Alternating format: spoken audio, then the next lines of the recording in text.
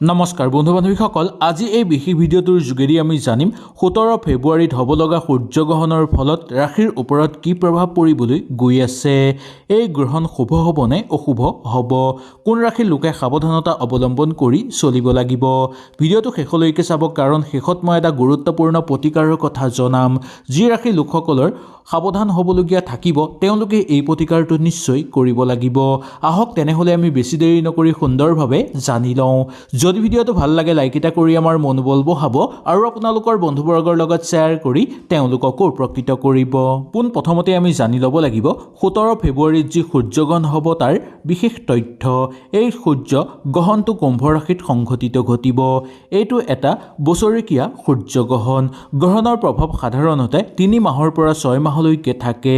সেইকাৰণে এইকেইটা ৰাশিয়ে খুব সাৱধানতা অৱলম্বন কৰি চলিব লাগিব। কুম্ভ ৰাশি আৰু ইয়াৰ আশে পাশে থকা ৰাশিকেইটাৰ ওপৰত এই গ্ৰহণৰ বেছি প্ৰভাৱ দেখিবলৈ পোৱা যাব। 1 নম্বৰটো হ'ল কুম্ভ ৰাশি। এই গ্ৰহণৰ সৰ্বাধিক প্ৰভাৱ পৰিব কুম্ভ ৰাশি জাতক জাতিকাসকলৰ ওপৰত। ইয়াৰ ফলত আপোনালোকৰ জীৱনত ডাঙৰ পৰিৱৰ্তন আহিব। শুভৰ ক্ষেত্ৰত আপোনালোকৰ নতুন আশা দেখিবলৈ পাব। নতুন কামৰ শুভ আৰম্ভণি আপোনালোকৰ হৈ পৰিব পাৰে। দ্বিতীয়তে, চিন্তা ভাৱৰ পৰা আপোনালোকে কিছু বাছি চলিব পাৰিব। মানসিক চাপ কিছু পৰিমাণে হ্ৰাস পাবলৈ ধৰিব। নতুন চিন্তা আপোনালোকৰ মনলৈ আহিব আৰু আপোনালোকৰ জীৱনত চলি থকা সমস্যাবোৰ নিজেই সমাধান কৰিবলৈ আপোনালোকে সুযোগ পাব। কিন্তু এটা কথাৰ প্ৰতি আপোনালোকে সাৱধানতা অৱলম্বন কৰিব লাগিব যে হঠাৎ যদি আপোনালোকে সিদ্ধান্ত লয়, সেই সিদ্ধান্তৰ পৰা আপোনালোক বিপদত পৰাৰ সম্ভাৱনা থাকিব পাৰে। সেই গতিকে হঠাৎ সিদ্ধান্ত লোৱাৰ পৰা অলপ বাছি চলিবলৈ চেষ্টা কৰিব। এতিয়া আমি জানি লওঁ আহক কুম্ভ ৰাশি জাতক জাতিকাসকলে ল'বলগীয়া সাৱধানতা কথাখিনি। স্বাস্থ্য আৰু মানসিক চাপৰ ওপৰত আপোনালোকে বিশেষ গুৰুত্ব দিব লাগিব। সেই গতিকে খোৱা লোৱাৰ ক্ষেত্ৰত আপোনালোকে খুব সাৱধানতা অৱলম্বন কৰিব আৰু আপোনালোকে এনেকুৱা কাম লোৱাটো উচিত নহয় যি কামৰ পৰা আপোনালোকৰ ওপৰত বেছিকৈ মানসিক চাপ পৰিব পাৰে। 2 নম্বৰটো মীন ৰাশি। মীন ৰাশি জাতক জাতিকাসকলৰ ওপৰত এই সূৰ্যগ্ৰহণৰ শুভ প্ৰভাৱ পৰিবলৈ গৈ আছে। কিছুমান ক্ষেত্ৰত আপোনালোকৰ অশুভ প্ৰভাৱো নামি আহিব পাৰে। আধ্যাত্মিক শক্তি আপোনালোকৰ বৃদ্ধি পাবলৈ ধৰিব। গোপন তথ্য আপোনালোকৰ উন্মোচন হোৱাৰ সম্ভাৱনা আছে বা কাৰোবাৰ কথা আপোনালোকে বুজি পাবলৈ সক্ষম হ'ব আৰু ইয়াৰ ওপৰেদি নজনা কথা জানিবলৈও আপোনালোক সক্ষম হ'ব। হঠাৎ ক'ৰবাৰ পৰা অৰ্থ আগমনৰ যোগ আপোনালোকৰ জীৱনলৈ নামি আহিব। কেতিয়াবা ক'ৰবাত অবান্তিক খৰচৰ মাত্ৰা বৃদ্ধি পাব পাৰে, তথাপিও ইমান চিন্তাৰ কাৰণ নাই বুলি ক'ব পৰা যায়। আত্মীয়ৰ পৰা পূৰ্ণ সহায় সহযোগিতা আপোনালোকে লাভ কৰিব পাৰিব। এতিয়া আমি জানি লওঁ আহক বেয়া কথাটোৰ প্ৰতি বা সাৱধানতা ল'বলগীয়া কথাটোৰ প্ৰতি। অচিনাকি ব্যক্তিৰ পৰা যিমান পাৰে আপোনালোকে সাৱধানতা অৱলম্বন কৰি চলিব। মনৰ অস্থিৰতা আপোনালোকৰ বৃদ্ধি পাব পাৰে, যাৰ ফলত আপোনালোকে ভুল সিদ্ধান্ত ল'বলগীয়া হ'ব পাৰে। সেইকাৰণে ধ্যান কৰিব লাগিব আপোনালোকে আৰু প্ৰাৰ্থনা কৰিব পাৰিলে বেছি ভাল। ইয়াৰ পিছত আহিছোঁ আমি মেঘ ৰাশিলৈ। মেঘ ৰাশি জাতক জাতিকাসকলৰ নতুন চিন্তা আহিব, নতুন লক্ষ্য আপোনালোকে লাভ কৰিব। নতুন কাম আপোনালোকৰ হাতলৈ আহিব আৰু সেই কাম কৰি লাভৱানো হ'ব পাৰিব। এই সূৰ্যগ্ৰহণৰ প্ৰভাৱৰ ফলত আপোনালোকে ডাঙৰ কাম হাতত ল'ব বিচাৰিলেও সুন্দৰভাৱে ল'ব পাৰিব। অৰ্থৰ লেনদেনৰ ক্ষেত্ৰত আপোনালোকৰ অনুকূল হৈ থাকিব আৰু কিবা ক্ষেত্ৰত বিনিয়োগ কৰিব বিচাৰিলেও বিনিয়োগ কৰিব পাৰিব।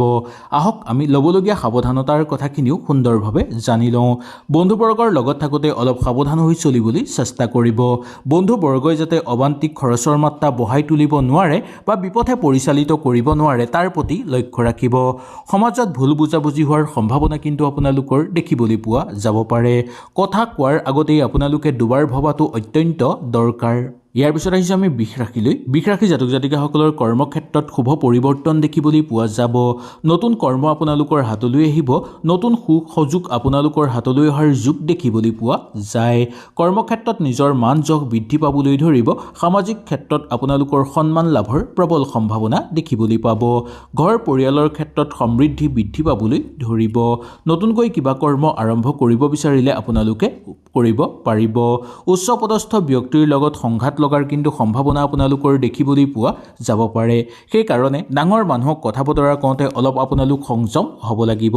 বিশেষকৈ ধৈৰ্য ধৰি আপোনালোকে ৰাখিবলৈ চেষ্টা কৰিব লাগিব, নহ'লে নিজৰে ডাঙৰ বিপদ অহাৰ সম্ভাৱনা দেখিবলৈ পোৱা যাব পাৰে। ইয়াৰ পিছত আহিছোঁ আমি মিথুন ৰাশিলৈ। মিথুন ৰাশিৰ জাতক জাতিকাসকলৰ শিক্ষা আৰু ভ্ৰমণৰ ক্ষেত্ৰত বহু লাভৱান হ'ব পাৰিব আপোনালোক। নতুন কামৰ সুযোগ আপোনালোকৰ হাতলৈ আহিব আৰু পৰম দেৱ দেৱীৰ আশীৰ্বাদ আপোনালোকে লাভ কৰিবলৈ সক্ষম হ'ব। নতুনকৈ কিবা ঘৰত চিন্তা কৰিব বিচাৰিলেও আপোনালোকে কৰিব পাৰিব। আধ্যাত্মিক ক্ষেত্ৰত আপোনালোকৰ শক্তি বৃদ্ধি পাবলৈ ধৰিব আৰু আত্মবিশ্বাস বৃদ্ধি পাবলৈ ধৰিব। এই সময়ত ল'বলগীয়া সাৱধানতাখিনি হ'ল আইনী বা যিকোনো ক্ষেত্ৰত সমস্যাৰ পৰা অকণমান বাছি চলিবলৈ আপোনালোকে চেষ্টা কৰিব। সমস্যাবোৰ সমাধান হোৱাৰ সম্ভাৱনা আপোনালোকৰ থাকিলে আপোনালোকে অলপ নিশ্চয় আগভাগ ল'ব।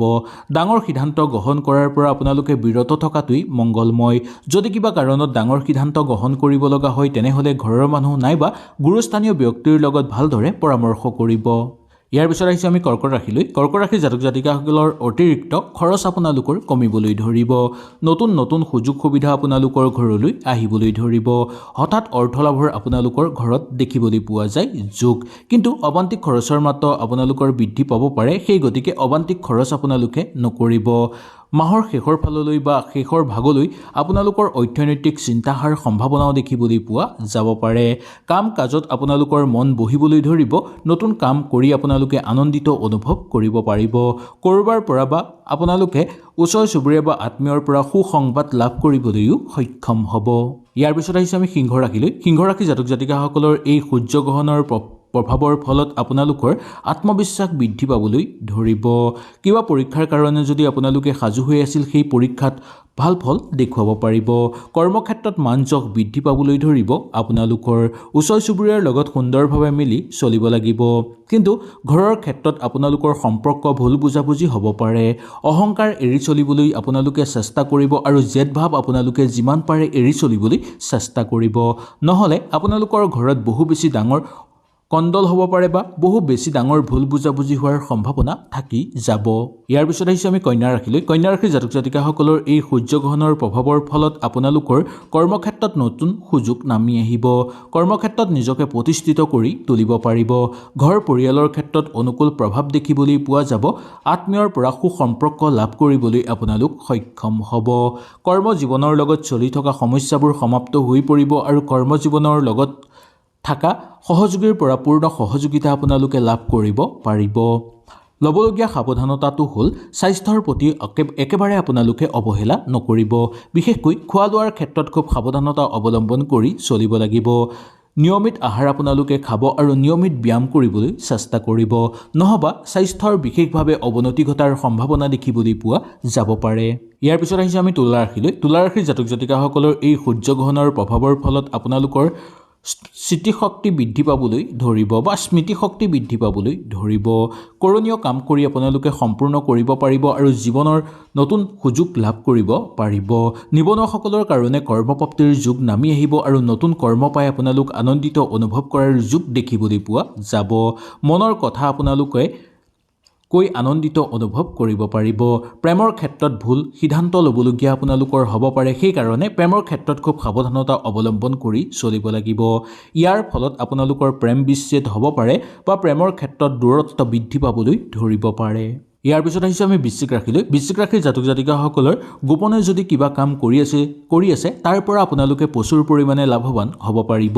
এই সূৰ্যগ্ৰহণৰ প্ৰভাৱৰ ফলত আপোনালোকৰ নতুন চিন্তাধাৰণা মুকলি হ'বলৈ ধৰিব আৰু নতুন নতুন ঠাইৰ পৰা অৰ্থৰ পথ মুকলি হৈ পৰিব। ল'বলগীয়া সাৱধানতা হ'ল পাৰিবাৰিক ক্ষেত্ৰত আপোনালোকৰ মত বিৰোধ হ'ব পাৰে। বিশেষকৈ ভাই ভনীৰ মাজত সৰু সুৰা কথাতে কণ্ডল হোৱাৰ সম্ভাৱনা দেখিবলৈ পোৱা যাব পাৰে। শান্ত থাকিবলৈ আপোনালোকে চেষ্টা কৰিব লাগিব, নহ'লে ঘৰৰ পৰিৱেশ বিনষ্ট হৈ পৰাৰ প্ৰবল সম্ভাৱনা থাকি যাব।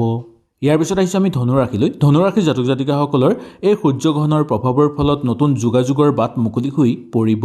হঠাৎ আপোনালোকৰ ঘৰলৈ অৰ্থৰ আগমন হ'বলৈ ধৰিব। কৰ্মক্ষেত্ৰত চলি থকা সমস্যাবোৰ সমাপ্ত হৈ পৰিব।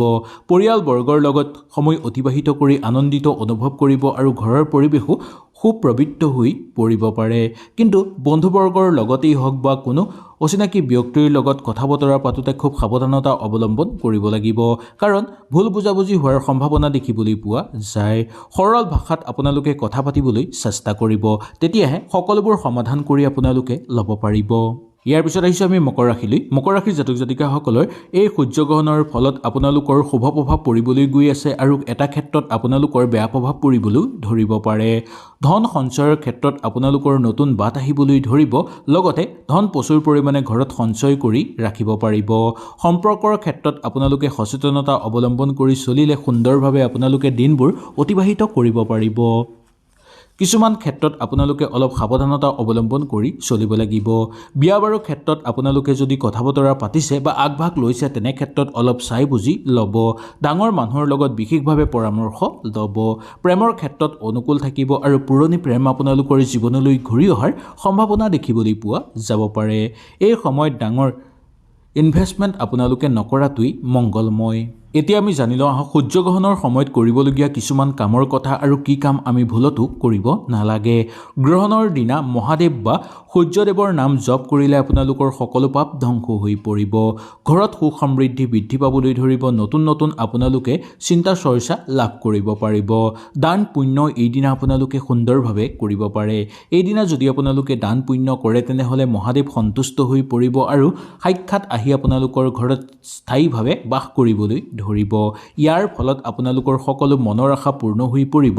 কাৰ্যকৰী পৰিকল্পনাও সিদ্ধি হৈ পৰিব সম্পূৰ্ণভাৱে। কৰিব নলগীয়া কাৰণ কেইটামান হ'ল যে গ্ৰহণৰ সময়ত আপোনালোকে খাদ্য গ্ৰহণ কেতিয়াও নকৰিব। যদি আপোনালোকৰ ঘৰত খাদ্য বনোৱা হৈ আছে তেনেহ'লে সেই বনোৱা খাদ্যৰ ওপৰত এটা তুলসী পাত দি এখন কাঁহী বা যিকোনো বস্তু দি আপোনালোকে ঢাকি ৰাখিব, যাতে সূৰ্যৰ ডাইৰেক্ট পোহৰ আহি আপোনালোকৰ খাদ্যত পৰিব নোৱাৰে। আৰু এটা কথা আপোনালোকে লক্ষ্য ৰাখিব যে গ্ৰহণৰ সময়ত যাতে বনোৱাও নকৰে বা খোৱা বোৱাও আপোনালোকে নকৰে। নতুন কাম আপোনালোকে এই গ্ৰহণৰ সময়ত কেতিয়াও আৰম্ভ নকৰিব। কিবা ক্ষেত্ৰত বিনিয়োগ কৰাই হওক বা কিবা নতুন কামেই হওক, কেতিয়াও এই গ্ৰহণ লাগি থকাৰ সময়ত আপোনালোকে আৰম্ভ নকৰিব। বন্ধু বান্ধৱীসকল, 17 ফেব্ৰুৱাৰীৰ সূৰ্যগ্ৰহণৰ ৰাশিৰ অনুসৰি সম্পূৰ্ণ প্ৰভাৱ আপোনালোকৰ আগত আগবঢ়ালোঁ। যদি ভিডিঅ'টো আপোনালোকৰ কাৰণে উপকাৰী যেন লাগিলে তেনেহ'লে নিশ্চয় লাইক এটা কৰিব আৰু আপোনালোকৰ বন্ধুবৰ্গৰ লগত শ্বেয়াৰ কৰি তেওঁলোককো আপোনালোকৰ এই কথাখিনি জানিবলৈ সুবিধাটো দিব আৰু কমেণ্টত আপোনাৰ ৰাশিটো লিখিবলৈ একেবাৰে নাপাহৰিব। তেনেহ'লে আজিলৈ আপোনালোকৰ ওচৰৰ পৰা বিদায় লৈছোঁ। কালিলৈ পুনৰ আপোনালোকক লগ পোৱাৰ প্ৰতিশ্ৰুতিৰে আজিলৈ নমস্কাৰ।